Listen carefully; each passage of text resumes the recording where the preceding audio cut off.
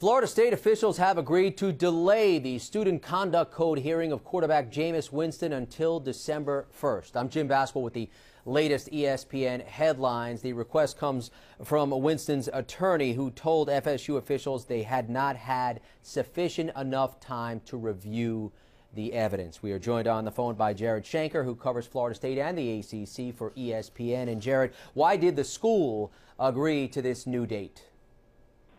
Well, all three parties, David Cornwell, Florida State, and John Clune, the attorney for the women, all got on a teleconference on Wednesday, and this December 1st date was agreed upon.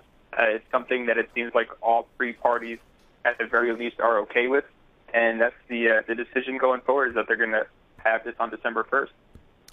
Hey, Jared, it's reasonable to assume that Jameis Winston is no longer going to be at Florida State come the end of the season and when it's all said and done, when this season is over.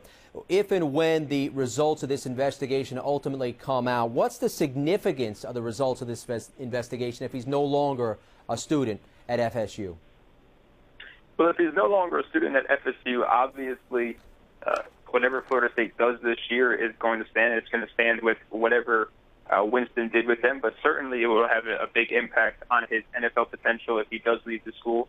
Obviously, the NFL is the next step, and that's several interviews at the Combine, Pro Days, and then meeting with teams. So regardless of whether Winston is at the school or not, this hearing and this decision is ultimately going to affect him long-term when it comes to the NFL.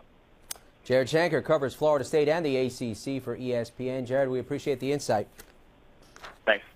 Of note here, according to Florida State Student Conduct Code, the school has 10 school days to reveal the results of this hearing unless more time is needed.